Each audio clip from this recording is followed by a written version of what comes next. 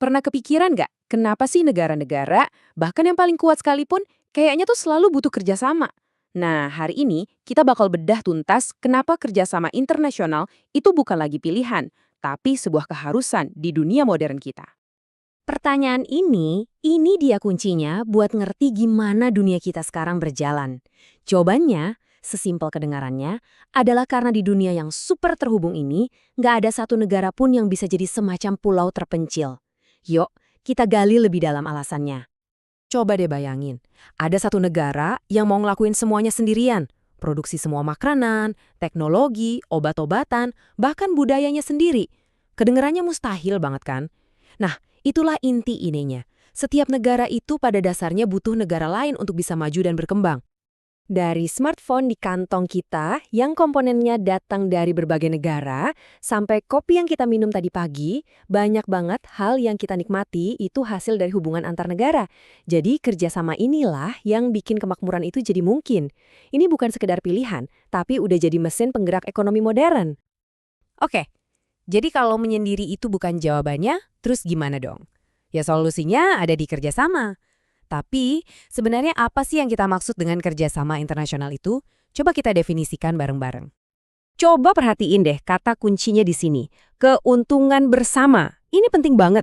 Jadi, ini bukan soal satu negara nolongi negara lain tanpa imbalan. Bukan kegiatan amal ya. Ini tuh jalan dua arah. Sebuah kemitraan strategis di mana semua pihak yang terlibat berharap dapat sesuatu yang berharga.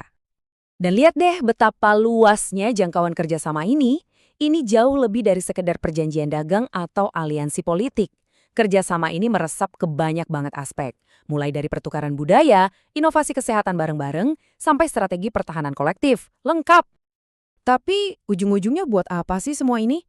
Kenapa negara-negara mau repot-repot ngebangun hubungan yang kadang rumit ini?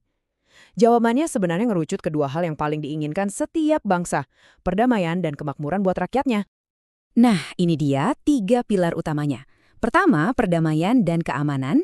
Ini artinya aliansi yang bikin kemungkinan perang jadi lebih kecil. Kedua, kemakmuran ekonomi. Ini artinya perdagangan lebih lancar dan investasi yang mendorong pertumbuhan.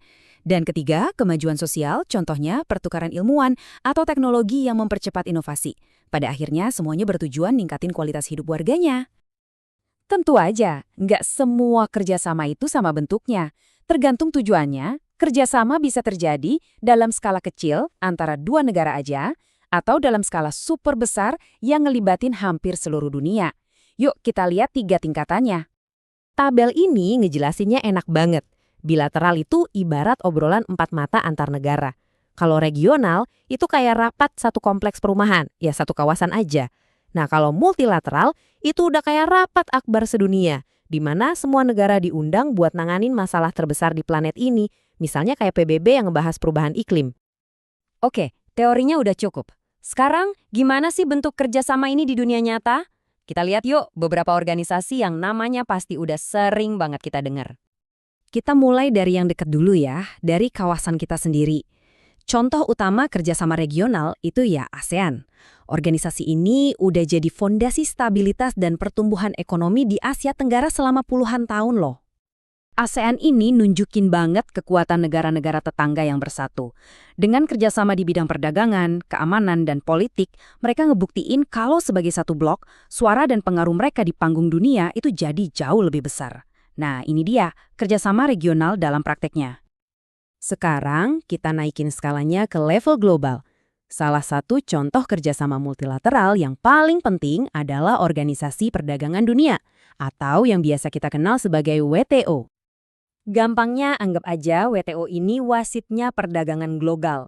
Mereka yang bikin aturan main biar arus barang dan jasa antar negara itu lancar, bisa diprediksi, dan seadil mungkin buat semua anggotanya. Selanjutnya, ada lagi nih pemain multilateral penting lainnya di bidang keuangan. Dana Moneter Internasional atau IMF.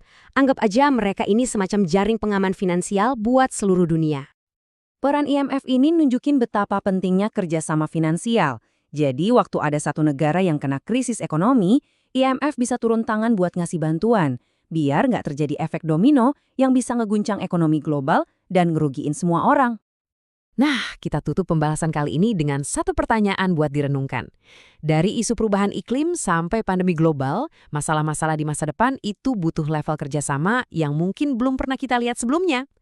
Pertanyaannya adalah, kira-kira bakal seperti apa ya bentuknya nanti?